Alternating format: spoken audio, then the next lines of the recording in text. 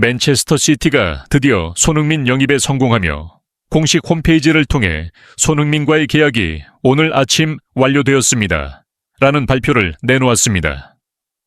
이 소식은 축구계뿐만 아니라 영국 전역을 발칵 뒤집어 놓으며 손흥민의 새로운 여정에 대한 기대감을 한층 높였습니다.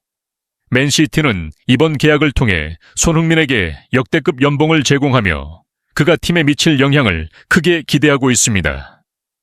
이번 발표는 최근 치러진 토트넘과 로마의 경기에서 손흥민이 보여준 활약 이후 빠르게 진행된 협상 끝에 이루어졌습니다. 손흥민은 부상으로 인해 잠시 주춤했지만 로마전에서 선제골을 터뜨리며 자신의 실력을 재입증했습니다. 팬들과 작별의 순간을 나눈 손흥민은 이 골이 여러분께 드리는 마지막 선물입니다. 라는 감동적인 발언을 남기며 팬들에게 깊은 인상을 남겼습니다. 손흥민은 2015년 토트넘에 합류한 이후 팀의 핵심 선수로 자리 잡았으며 지난 8년 동안 구단의 레전드로 평가받아 왔습니다. 하지만 그의 계약 만료가 다가오면서 재계약 문제는 끊임없이 논란이 되었습니다.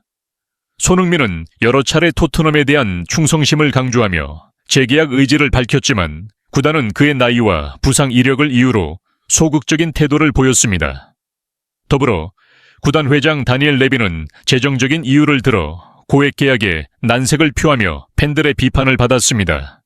결국 토트넘의 망설임과 다수의 유럽 명문 구단들의 러브콜 속에서 손흥민은 새로운 도전을 선택하게 되었습니다. 맨체스터 시티는 이번 계약을 위해 약 3,560억 원의 이적료를 지불하며 축구 역사상 가장 큰 이적 거래 중 하나로 기록되었습니다. 이와 함께 손흥민은 연봉 측면에서도 리그 최고 수준의 대우를 받게 되었습니다. 이는 단순한 금전적 가치를 넘어 그가 가진 상징성을 반영한 결과로 보입니다. 맨체스터 시티의 구단주는 공식 발표문에서 손흥민은 세계적인 선수로 그의 경험과 기술은 우리 팀에 큰 도움이 될 것입니다.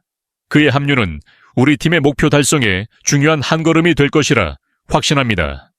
라며 큰 기대를 나타냈습니다. 감독 과르디올라는 손흥민은 다재다능한 공격수로 우리의 플레이 스타일에 잘 어울릴 것입니다. 그는 우리 팀의 새로운 에너지가 될 것입니다. 라고 전하며 그의 합류를 환영했습니다. 손흥민의 이번 이적은 많은 축구 팬들에게 감동과 아쉬움을 동시에 안겨주고 있습니다.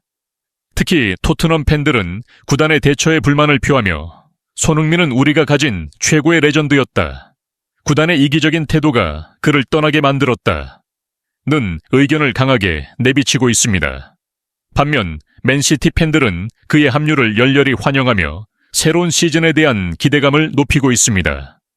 손흥민은 기자회견에서 토트넘은 제게 단순한 팀이 아닌 가족 같은 곳이었습니다.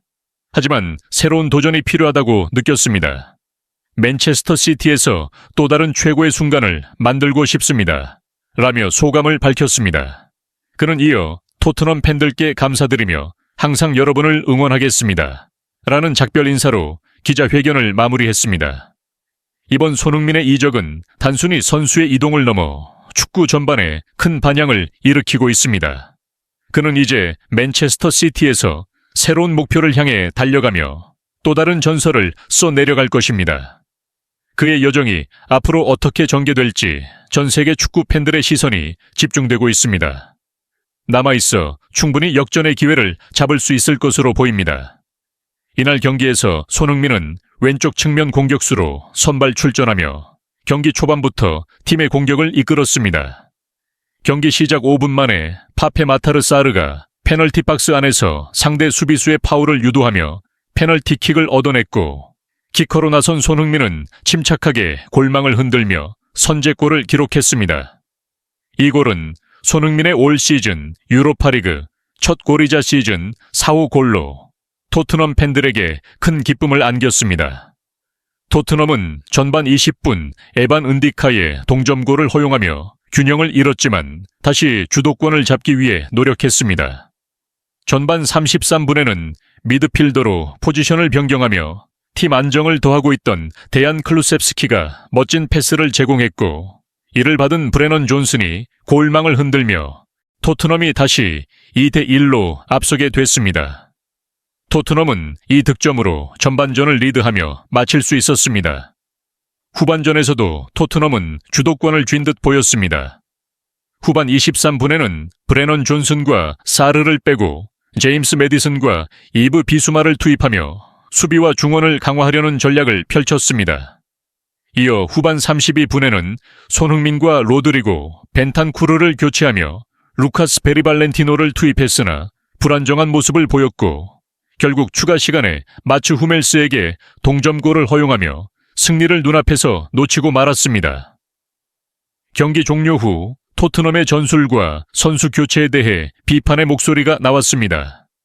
영국 공영방송 BBC 라디오 5에서 해설을 맡은 폴 로빈스는 손흥민이 보여준 리더십과 경기력을 극찬하며 손흥민은 페널티킥 상황에서도 침착함을 유지하며 완벽한 골을 넣었다.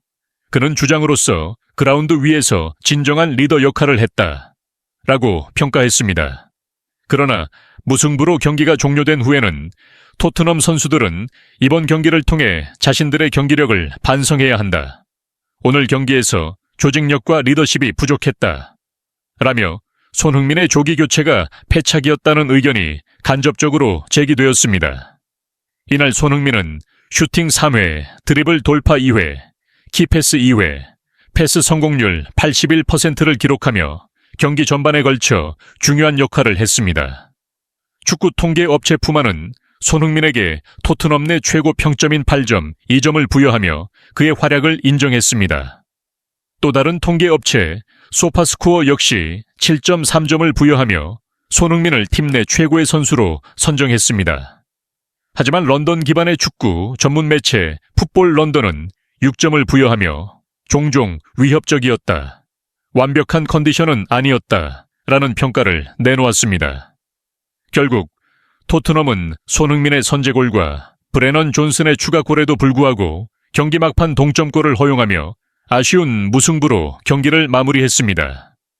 토트넘은 앞으로 남은 경기를 통해 16강 직행 티켓을 확보할 수 있을지 중요한 기로에 있으며 손흥민의 활약이 팀의 성공 여부에 핵심이 될 것으로 보입니다.